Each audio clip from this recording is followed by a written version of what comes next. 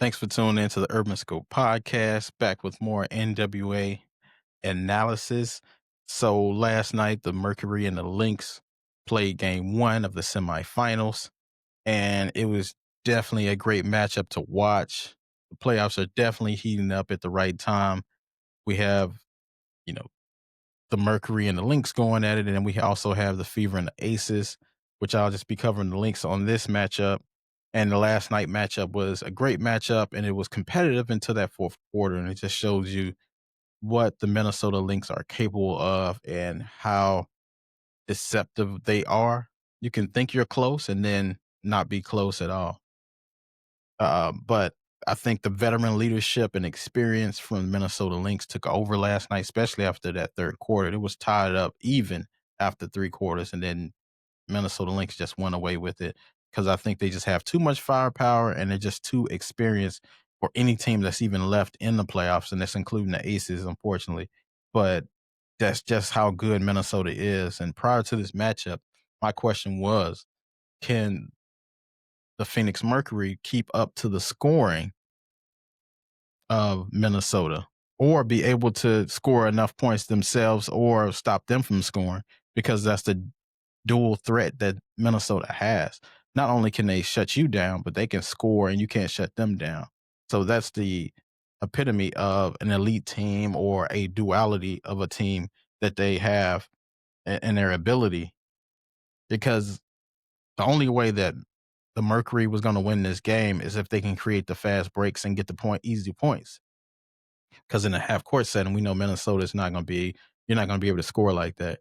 And the Mercury, surprisingly, the Lynx had 12 turnovers to the Mercury 10, and Minnesota still won by double-digit points, and it wasn't even close in the fourth quarter. So this just shows you how elite they are, even if they turn the basketball over. Which is, how do you beat somebody that turns the basketball over and you still lose by double digits? So it's just insane. If you turn it over, the statistics usually show that you'll lose that game in pretty dramatic fashion, not win it in dramatic fashion. So the Lynx was just incredible in that way last night. And they would have needed a Herculean type effort from Alyssa Thomas to win this game, and which they wasn't going to get because, once you get Alyssa Thomas going down heel on those fast breaks, it's pretty much 2 points in the basket. But they weren't able to do that as much last night. So, coming off that loss in the finals last year, the Lynx, just they've been on a tear. They just had a different look in their eye. They've been having a different mentality. They've been trying to avenge that loss, and it shows. And the Liberty, fell off this year because of injuries and just it just seemed like they were fatigued from all of the runs they had been on. So hopefully they'll be able to get that back. But right now, I think it's the Lynx time. The Lynx are just too dominant, have too much firepower, and they just showed that last night. Uh, Nafisha Collier, she's a force on the offensive side and the defensive side. You have Courtney Williams, who's a fearless scorer and leader and commander of that offense. And last night, her passing game was amazing. She was making passes that you would see LeBron or Chris Paul making. Her vision was exceptional last night. And I think she was the difference last night in that game. But it was collective effort. But her electricity in that arena in Minnesota was just, phenomenal.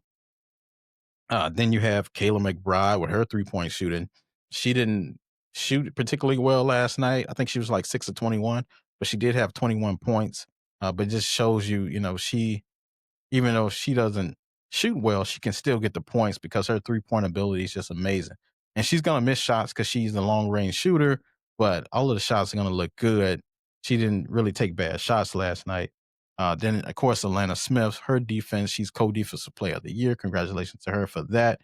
But and even Heidemann coming off the bench, she had 5 points, but she was electric when she comes off the bench, and she's another lefty out there.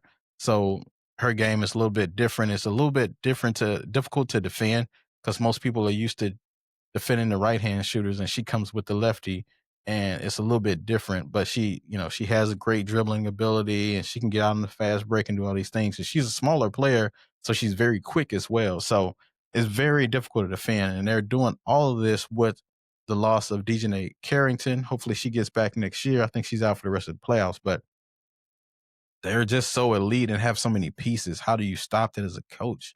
As a coach, I wouldn't know how to stop or attack their team because even if you shut down a Defisha Collier, you have Courtney Williams and you have Kayla McBride.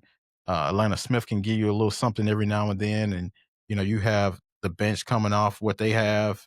It's just so many different pieces, and then you have to deal with them when you go on offense because you got you know Fisher Collier, who's easily could have been a defensive player of the year this year or an MVP this year. And then you have Courtney Williams, who's defending and playing the passing lanes.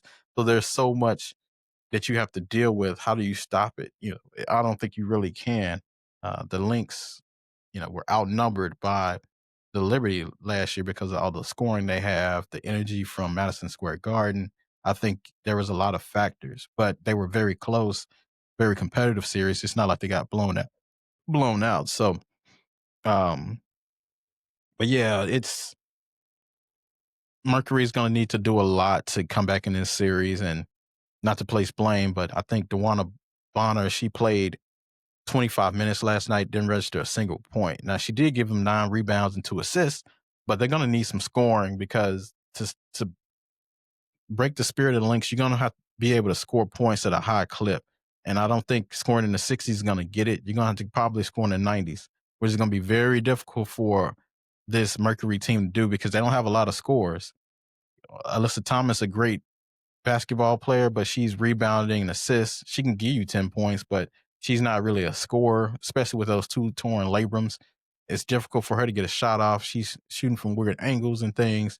They really don't have any elite scoring as much as the Lynx do. And the Lynx can key on their 1 or 2 players and shut everybody else down. So it's going to be interesting to see going forward.